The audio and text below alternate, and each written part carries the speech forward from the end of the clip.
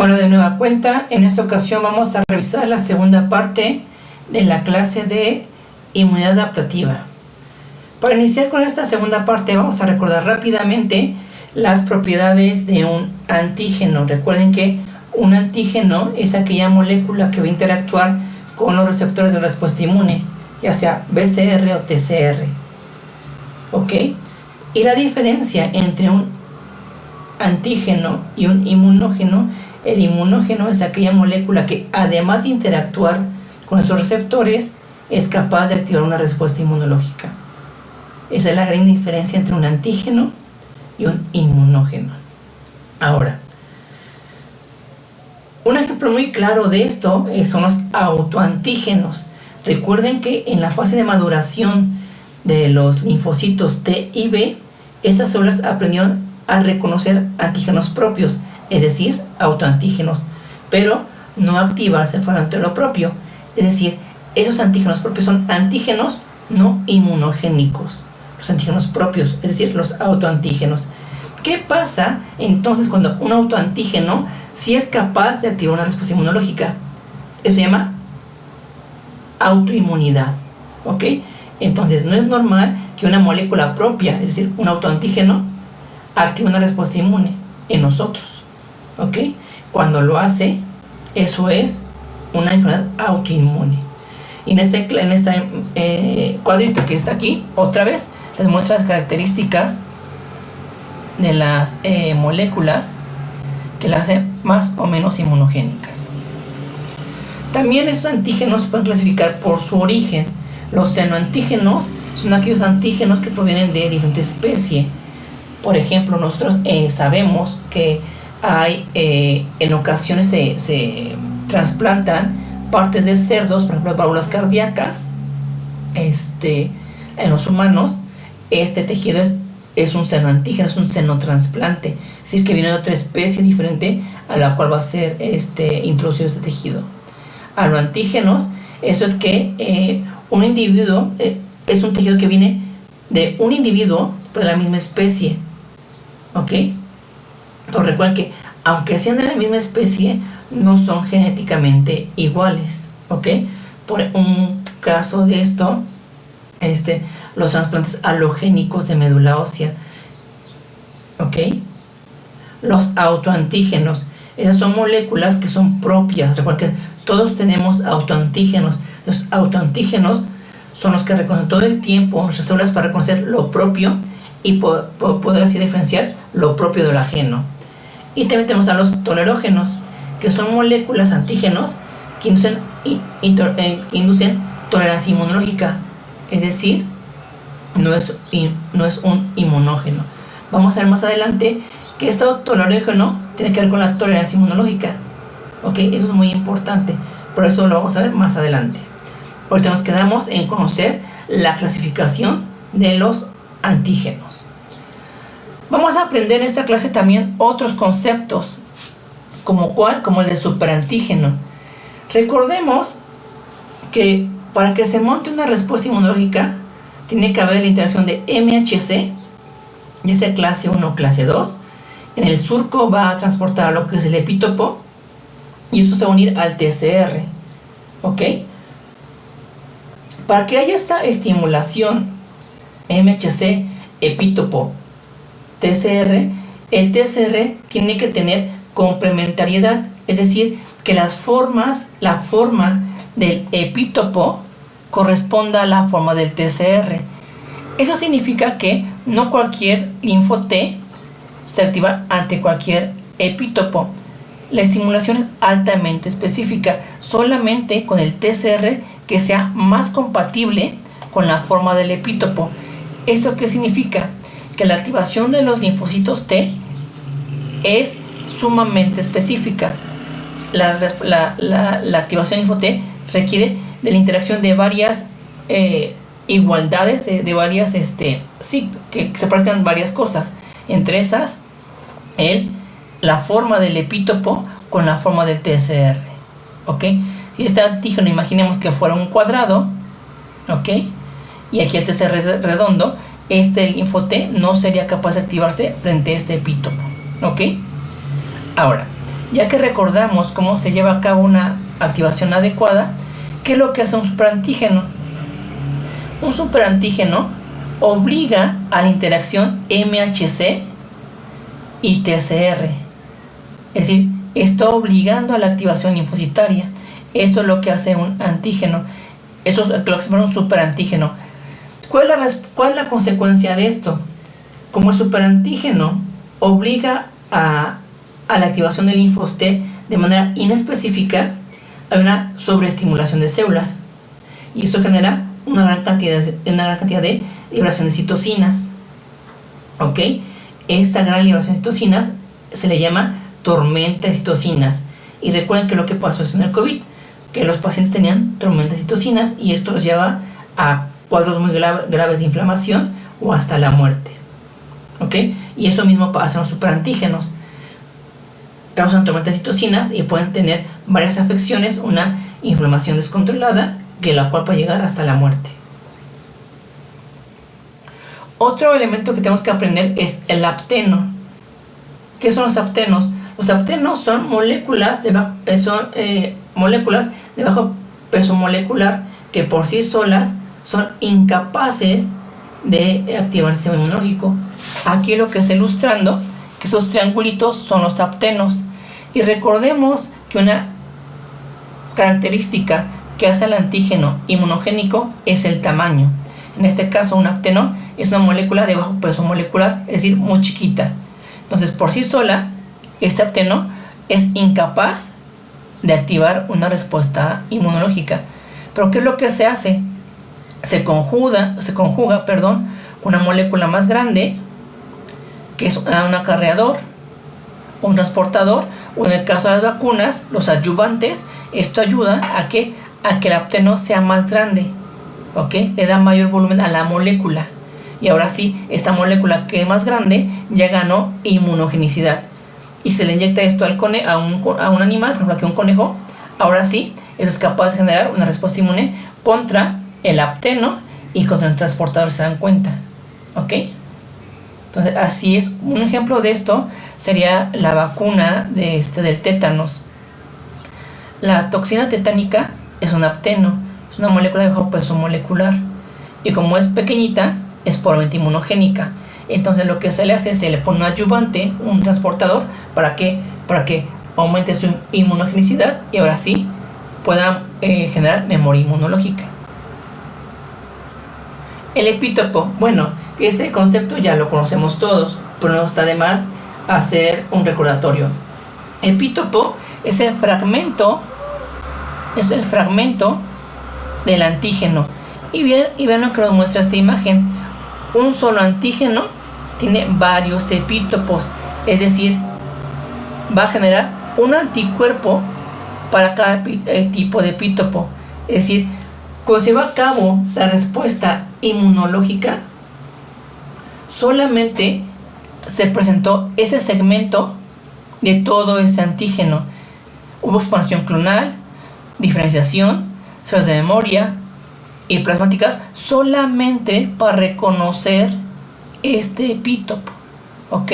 Por eso se dice que la respuesta inmune adaptativa es altamente específica, porque toda la respuesta inmune que se monta es solamente por un pequeño epítopo de todo este antígeno. ¿Ok? Y otra vez aquí es lo mismo. Ese es otro epítopo diferente a este. ¿Se dan cuenta? La forma del anticuerpo en su zona FAB es específica.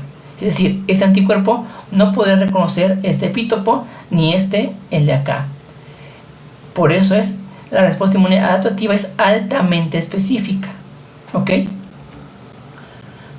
¿Y qué es lo que estamos viendo aquí?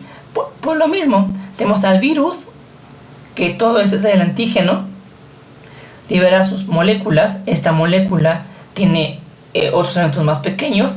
Y miren, de todo este virus salieron una gran cantidad de epítopos. Es decir, por lo menos aquí se pueden estimular 10 células plasmáticas, 10 células B, por ejemplo, plasmáticas para 10 sitios distintos para este virus. Entonces se dan cuenta, en comparación con la respuesta inmune innata, por ejemplo, el receptor para manosa puede reconocer el azúcar, solamente un receptor.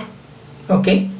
Pero en este caso, cuando se procesa y se presenta el antígeno, se pueden presentar varias opciones de epítopos y cada epítopo va a estimular una respuesta inmune independiente. Es decir, hay un BCR, un TCR que activa solamente para este epítopo, hay expansión clonal y diferenciación para este epítopo, y se van a generar millones de anticuerpos que solamente van a reconocer este epítopo, ¿ok? Por eso la respuesta inmune adaptativa es altamente específica. Ahora, veamos aquí cómo es la respuesta inmunológica. Tiene dos fases, se llama primaria y secundaria. ¿Qué estamos viendo en el eje de las X? La temporalidad de la respuesta. Y en el eje de las Y, vemos la cantidad de células B específicas. Aquí tenemos entonces que hay una respuesta inicial. Un linfo B virgen reconoce el antígeno. En esto hay expansión clonal. Recuerden que la expansión clonal genera dos subpoblaciones, las efectoras y las de memoria. Las efectoras del linfo B se llama célula plasmática, productora de anticuerpos. Pero en la respuesta inmune primaria se genera un anticuerpo característico que es la IgM. Entonces, la IgM es la inmunoglobulina característica de la respuesta inmune primaria. Una vez que ese anticuerpo ayuda a destruir, a contener al patógeno, pues nos quedan las células de memoria.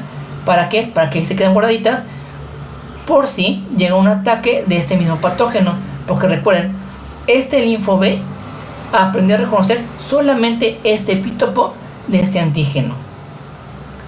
¿Qué nos muestra la segunda fase de la imagen? La respuesta inmune secundaria. Aquí tenemos un segundo contacto con este mismo antígeno, ¿ok? Y con el mismo epítopo. Y otra vez hay estimulación, pero de la célula B de memoria, expansión clonal de memoria y efectoras. Y lo mismo, las efectoras, la célula plasmática. Pero la gran diferencia entre la respuesta inmune primaria y la secundaria es que aquí en la secundaria se genera una gran cantidad de IgGs. Esos anticuerpos son más específicos que los anteriores, ¿ok? Y tienen la facilidad de atravesar varias barreras, a diferencia de la IgM. Es decir, la respuesta inmune secundaria es mejor. Ahora, y otra vez, ¿qué es lo que sucede una vez que se destruye el patógeno o se contiene? Pues bueno, hay células plasmáticas de memoria de vida larga, ¿ok? Ahora, si comparamos la respuesta inmune primaria y la secundaria, podemos ver varias diferencias. Una, la temporalidad. Aquí el pico más grande de células efectoras es al día 7, aquí al día 3. Entonces la respuesta inmune secundaria es más eficiente. No solamente porque es más rápida, sino, miren el tamaño de la montañita que estamos viendo aquí, de la cantidad de las células efectoras. Es casi lo doble. Entonces vean que la respuesta inmune secundaria es más rápida y más eficiente. No solamente por el tiempo, sino por la cantidad de células que se generan y por el tipo de anticuerpo que se genera, ¿ok? Ahora, aquí les dejo una tarea. Aquí dice células plasmáticas de vida larga. Aquí en esta imagen hay un error. ¿Pueden identificar cuál es el error?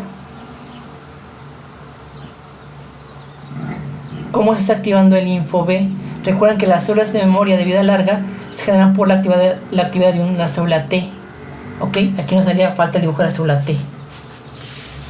Muy bien. Pues sigamos con la clase. Ahora, veamos aquí cómo se desarrolla la respuesta inmune adaptativa. Aquí es el linfo B y el linfo T. Recuerden que estas son las dos células que conforman la respuesta inmune adaptativa. Aquí tenemos que se está estimulando la célula, al linfo B y al linfo T. Como siempre ya sabemos que hay estimulación, expansión clonal. La expansión clonal genera células efectoras y de memoria.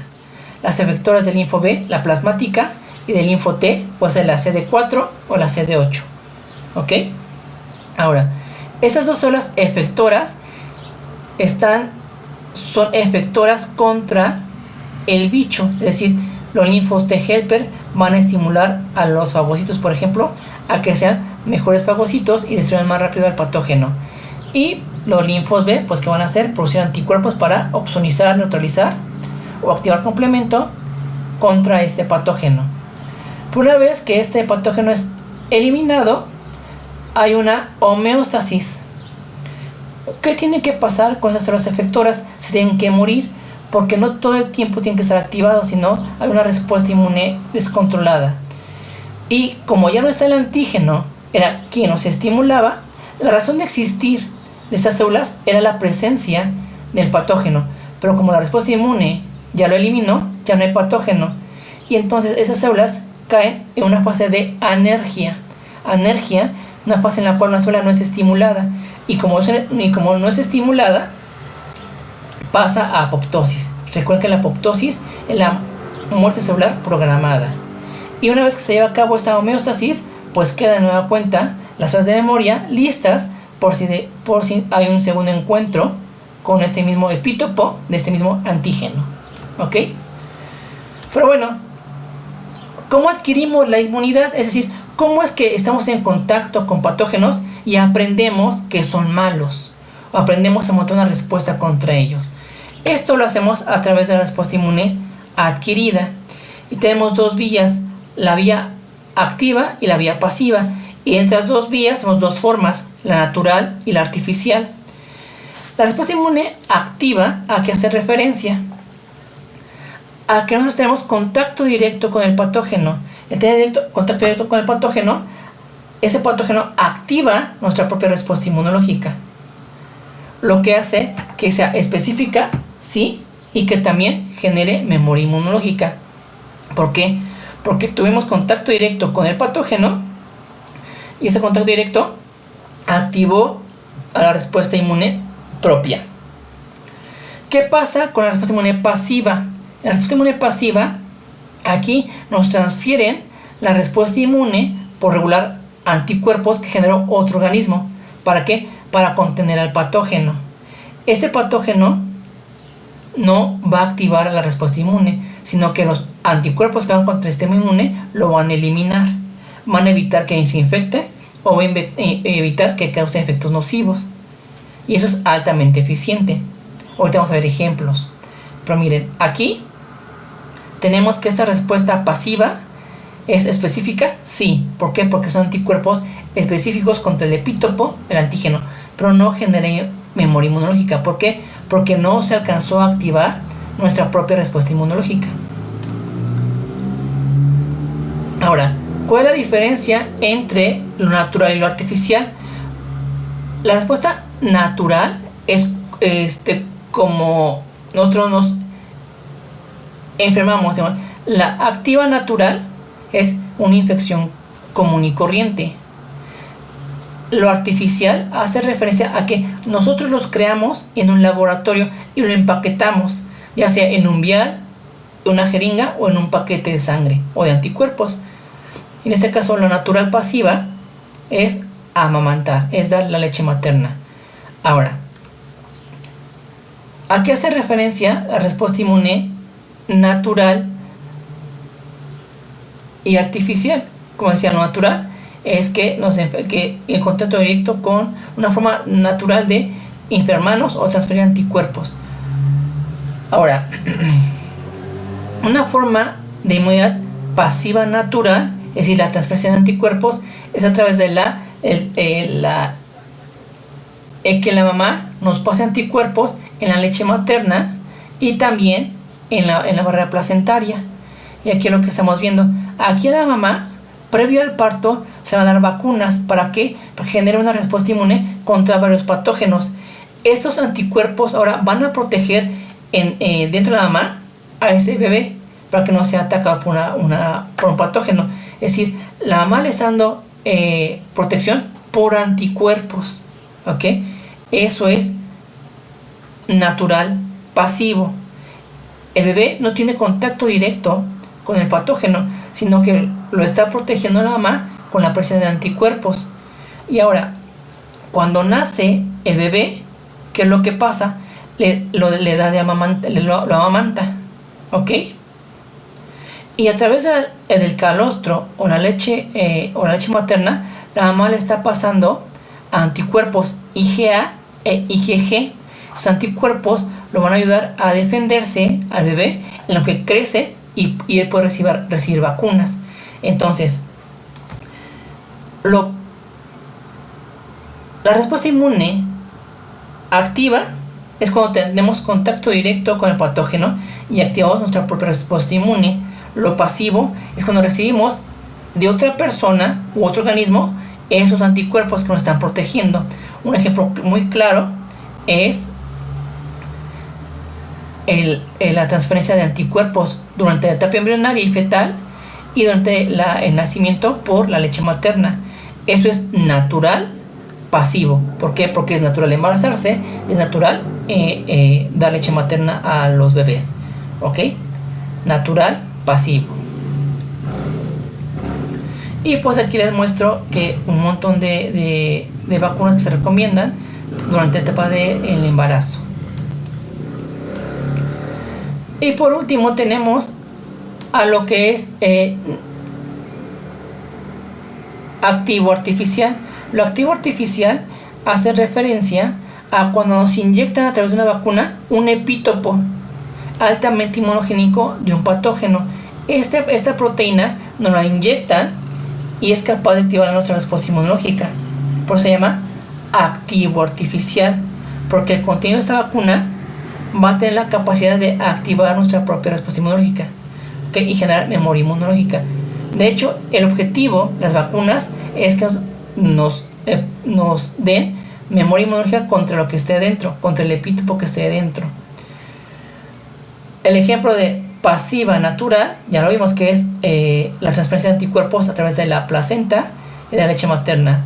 Un ejemplo de pasivo artificial es la transferencia de anticuerpos. Vamos a ver más adelante que se llama inmunoterapia, que es que nos dan anticuerpos para atacar a ciertos epítopos específicos, o también el uso de veneno, de sueros antialacránicos o antiviperinos o antiserpientes.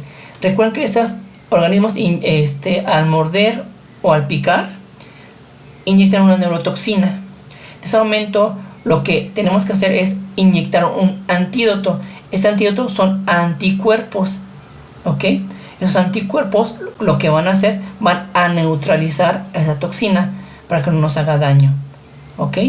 Y entonces eso sería todo por esta clase. Y pues bueno, recuerden que esta respuesta inmunológica es altamente especializada. Y de nueva cuenta les dejo su cuestionario para que vayan repasando y aprendiendo cada vez más de inmunología. Hasta luego.